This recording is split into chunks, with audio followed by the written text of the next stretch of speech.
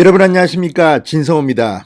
송영길 민주당 대표가 방금 전 국회에서 대표 연설을 했습니다. 자, 그런데 지금 민주당의 사정을 여러분 아시겠지만 이준석 돌풍에, 윤석열 돌풍에, 그리고 지난 4.7 재보궐선거 참패 좋지 않습니다. 자, 그래서인지 송영길 대표 문재인 대통령을 겨냥한 듯 작심한 발언들을 쏟아냈습니다. 자, 특정 세력에 주눅들거나 자기 검열에 빠지는 순간 민주당은 민심과 유리되기 시작하는 것이다. 특정 세력이 누구겠습니까? 강성 친문 세력 아니겠습니까? 자, 송영길이 이런 발언을 대표 연설에서 했다는 것은 분명 문재인 정권에게는 충격일 겁니다. 자, 이 송영길은 원래 뜨뜻미지근한 그런 정치인이기 때문에 이렇게 말하면서도 또 뒤로는 언론개혁, 검찰개혁도 하겠다고 했습니다. 그러나 오늘 송영길 대표는 청년이라는 단어를 계속 외쳤습니다. 지금 민주당이 처한 그 암울한 상황을 그대로 드러내주는 것으로 보입니다. 자, 민주당의 대표가 국회 연설에서 이렇게 노골적으로 특정 세력을 운운함에 따라 지금 문재인 정권은 임기 말기에 상당한 위기를 맞게 될 것으로 보입니다. 지금 하고 있는 문재인 정권의 부동산 정책에 대해서도 거침없는 비판을 쏟아냈습니다. 물론 송영길 대표는 문재인 정권이 성공해야만 대통령 선거에서 이길 수 있다는 것을 알기 때문에 굉장히 속이 답답한 것 같습니다. 자, 오늘도 왔다 갔다 뜨뜻미지근한 연설이었습니다. 그럼에도 불구하고 분명히 문재인 대통령에게 반기를 들겠다는 속내를 드러내고야 말았습니다. 진성호의 융단 폭격 시작합니다. 문재인 정권을 융단 폭격합니다.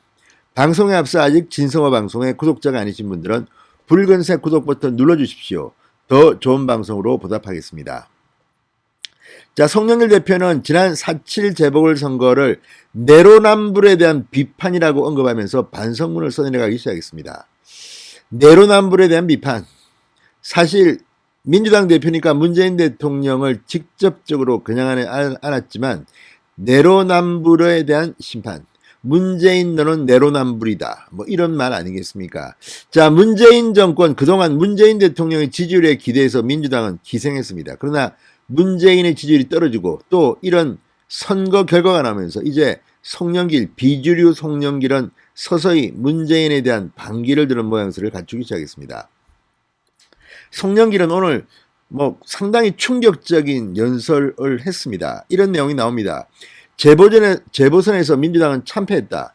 집값 상승과 조세 부담 증가, 정부와 여당 인사의 부동산 관련 내로남불에 대한 심판이었다. 자, 그러면 정부와 여당 인사는 누가 추천했습니까? 누가 인사했습니까? 문재인입니다. 문재인. 지난 5월 2일 전당대회를 통해 민주당은 새로운 변화를 선택했다. 내가 당선됐다기를 자랑하는 겁니다. 자, 송영길 대표는 민주당의 당심과 민심이 괴리된 결정적 이유는 당내 민주주의와 소통의 부족 때문이었다. 당내 민주주의를 강화해 자유롭게 자기 의사를 표현하는 것이 무엇보다 중요하다고 말했습니다. 자, 이게 뭘 말하겠습니까? 친문 강성들한테 눌려서 말도 못하는 민주당의 이 비민주적인 실태를 고발한 겁니다. 이 말 들으면서 문재인 대통령은 무슨 생각을 할까요?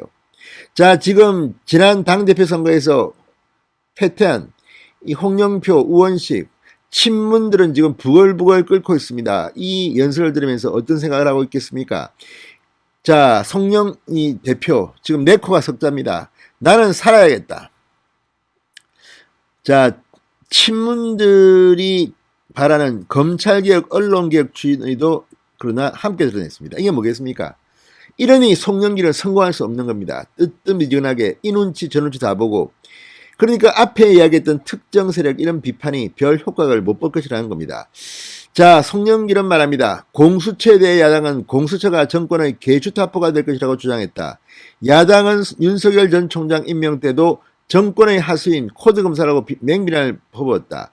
과연 그렇게 됐느냐? 윤석열 전 총장과 김진욱 공수장 모두 대통령이 임명했지만 두 기관은 청와대의 직접 지시를 받지 않았다. 공수처가 진보진영 조희연 교육감을 1호 수사 대상에 올려놓은 게 이를 상징적으로 보여준다. 자, 이 송영길의 말 들으면 정말 기가 막힙니다. 은근슬쩍 윤석열을 띄워주면서 문재인을 바보로 만드는 겁니다. 그리고 김진욱 공수장이 지금 제대로 하고 있습니까? 아무튼 조희연 교육감을 1호 수사 대상으로 올려놓은 게 상징적으로 보여준다고 송영길은 말했지만 추미애조차도 이걸 가지고 공수처를 공격했습니다. 지금 민주당이 돌아가는 꼬라지가 정말 자중질환입니다. 자, 송영길 대표 6,000명에 달하는 검찰청 수사 인력을 조정해야 한다. 검찰 옴부즈맨 제도를 도입해 특권도 해체하겠다. 검찰의 폐쇄적 조직 구조를 개혁하기 위해 지방검찰청 검사장직을 외부에 가감히 개방하겠다. 막 지금 나서고 있습니다. 아무튼 지금 문재인 정권의 가장 큰 문제는 자기들이 일을 제대로 못하고 자기들이 부패한 의혹으로 수사를 받으면서 모든 것을 검찰에 윤석열 전 총장에게 돌리는 겁니다. 이러니 윤석열 전 총장이 대통령이 될 가능성이 높아진 겁니다.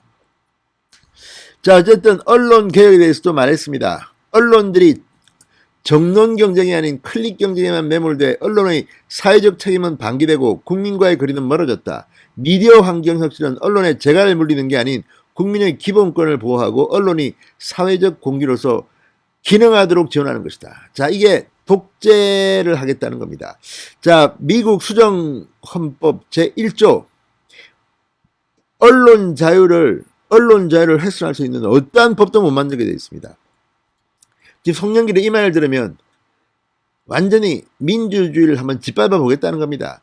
자, 언론 탓하는 정권치고 오래간 정권이 없습니다. 뿐만 아니라 이 언론은 권력이 어떻게 좌지우지할 수 있는 거 아닙니다. 물론 우리 언론 많이 부족하고 문제가 많습니다. 그럼에도 불구하고 이런 발언을 한다는 것 자체가 지금 민주당은 스스로 우리는 독재를 하지 않으면 집권할 수 없다는 것을 자인하는지도 모르겠습니다.